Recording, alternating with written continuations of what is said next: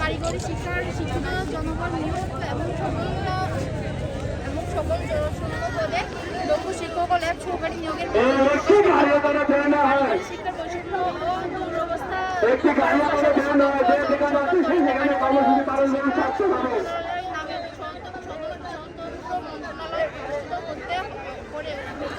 সময়ের মধ্যে কারিগরি শিক্ষা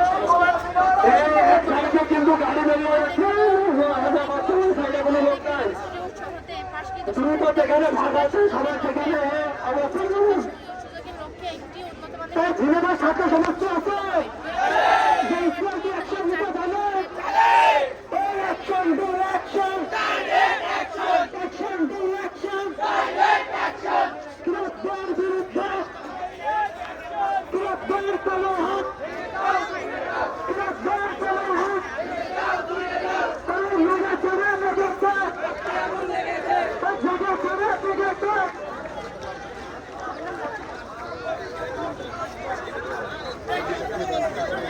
শহরের রাস্তাটা খুলে গেছে, ওদিকে কিছু স্টুডেন্ট চলে ডান সাইডে একদম লোক নেই। যারা চেষ্টা করেন বেশি লোক দেখতে পাচ্ছি তারা একটু ধীরে ধীরে শহরের আসুন।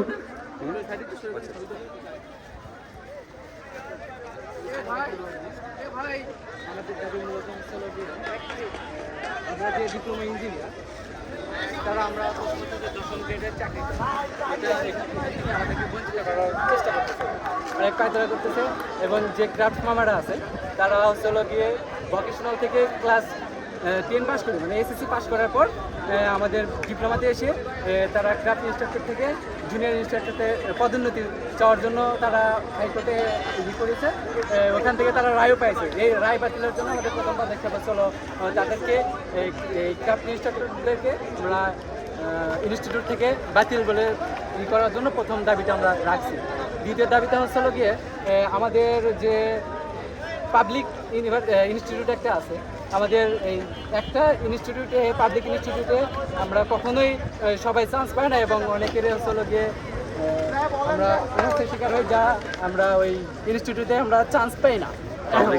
নামটা উল্লেখ করে রেখে ওটা হচ্ছিল ঢাকা প্রকৌশল বিশ্ববিদ্যালয় গাজীপুরে অবস্থিত। এই একটা পাবলিক ইনস্টিটিউট আছে, আর কোনো পাবলিক ইনস্টিটিউট নেই। এই কারণে আমরা একটা আরও কিছু পাবলিক ইনস্টিটিউট আমরা দাবি জানাচ্ছি। এই একটা দাবি আমাদের।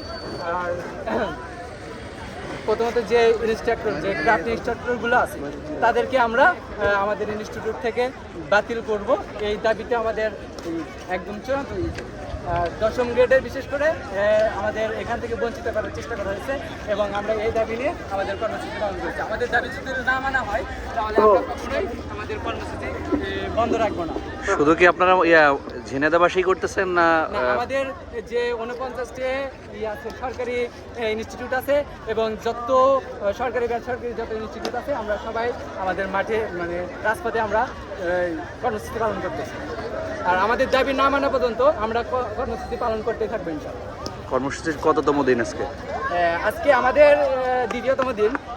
অন্যান্য পলিটেকনিকে ওরা কিছুদিন যাবৎ চলতেছে, কিন্তু আমাদের অনেক সমস্যার কারণে আমাদের ছাত্ররা সবাই বাসায় ছিল, এই কারণে আমরা এই কর্মসূচিটা পালন করতে পারি না। এই জন্য আমরা আজকে সবাইকে দেওয়ার পর আমরা একত্রিত হয়ে আমাদের কর্মসূচি পালন করতেছি। ইতিপূর্বে 2015 সালে একটা আন্দোলন হয়েছিল, একই আন্দোলন।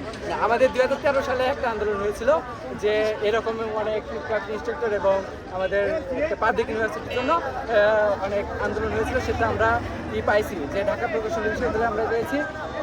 এখন এখন বর্তমান আমরা ওই একই রকম চাইতেছি যে আমাদের দাবি যেন মেনে নেওয়া হয়, আমরা যেন হেনস্থার শিকার না হই। 6টা দাবির ভিতরে তো 3টা বললাম, 3টা কি?